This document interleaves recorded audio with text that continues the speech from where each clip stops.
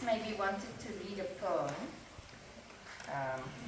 And now I don't know where I put my glasses. Oh boy. Maybe. Oh God.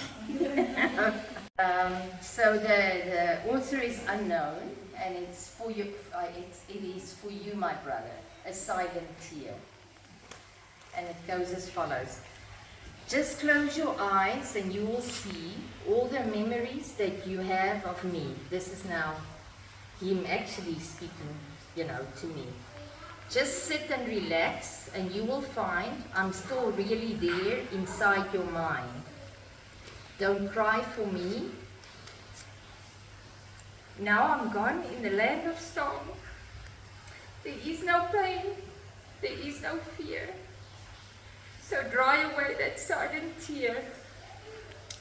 Don't think of me in the dark and cold, for here I am in that place that's filled with love, known to you all as up above. There where love don't go away, they walk beside us, unseen, unheard, but always near. And then I just wrote, still loved, still missed, and very dear, forever missed. And what I would like to share is maybe just, as the only daughter, Nas was, sort of under my care a lot because Mom was always very busy working and Dad was studying, and I had to sort of take care of things. Jock was a bit younger than me, but between him and me, we spent a lot of time looking after Nas, and there's a lot to share. One of the things I remember a lot about Nas in America was he was about 5 years old, and he would love to walk around and gather all little hojas and insects and things.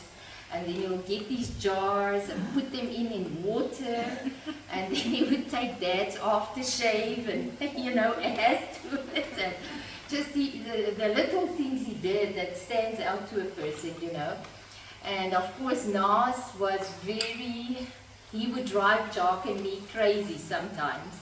So in America, you have 3 months holiday. Yeah. And then, of course, Mom and Dad are the whole day at work and studying. And we alone at home, and I had to make sure they eat, that everything is okay. And so many times when Nas would get so worked up, then Jock and I would grab Nas and we would go and tie him to a staircase where he would hang down, and he would scream on the top of his voice, and we would just leave him there, and he would hang there until he finally calms down. And then the poor boy, actually what we did was not a good thing. No, but when you untied him, but when he untied, he did, because we knew Nas is going to kill us now.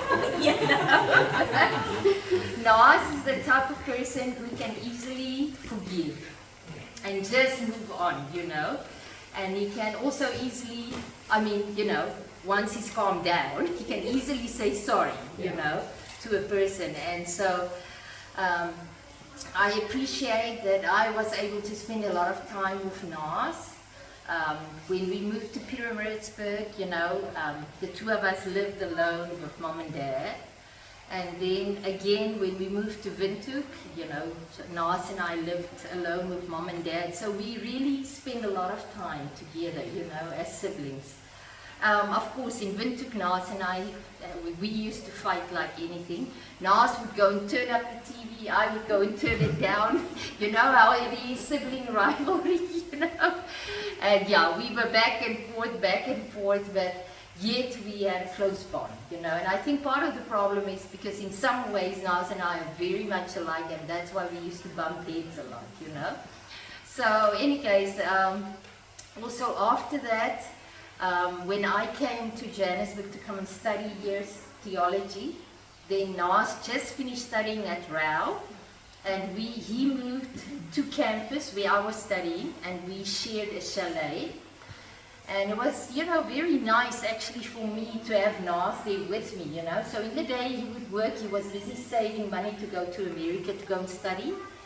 And I was busy studying there, and yeah, I was just sharing with them. It was so interesting for me because, you know, Nas just thought because I'm the girl, I'm now just going to do the cooking and, you know, he can come home and eat, you know. And I just said to him, listen, buddy, I am not your mother. You will cook for yourself. You will look after yourself. He was not impressed with me. But I said to him, here at college are lots of girls and you are very attractive, so I'm sure you can persuade one of them to at least come and cook for you and you can pay him something, you know. And he took me up on it. And yeah, and one of the girls came and she, every morning she would come and make breakfast for him, you know. Wow.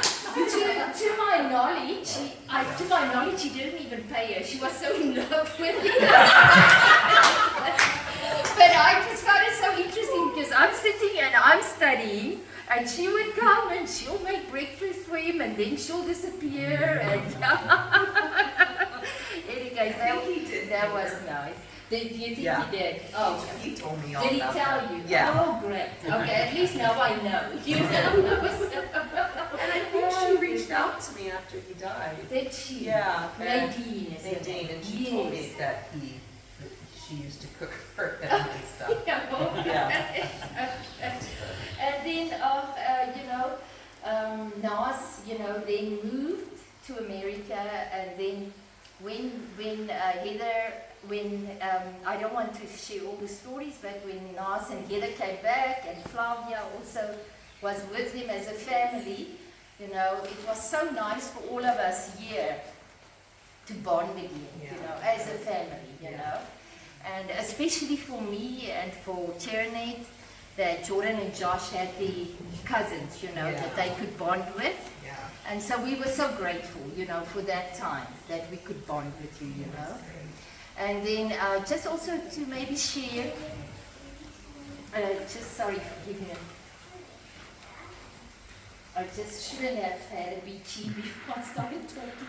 But Nas and I shared a great interest in theology, so we would spend many hours discussing, you know, things.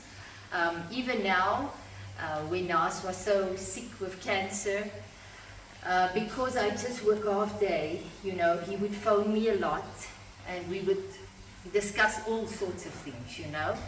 And yeah, it was really wonderful for me because, you know, I sometimes speak to him sometimes 3-4 times a week, you know. And it just really, really connected us, you know, and it was really wonderful for me.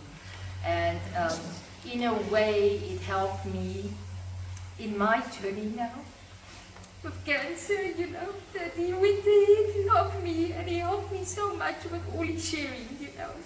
And I said to Heather, in a strange way, even though I'm so sick, it doesn't matter for me. It's like in my brain, I'm still with Nas and all his suffering, you know, and it's as if I can't take my own situation in because of all the suffering that he went through. And I'm just grateful for my little brother.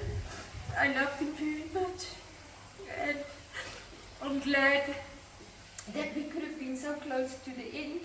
Even right to the end in April, he still tried to organize something for me to come to America, even though I wasn't able to travel, you know, but that's just how he is.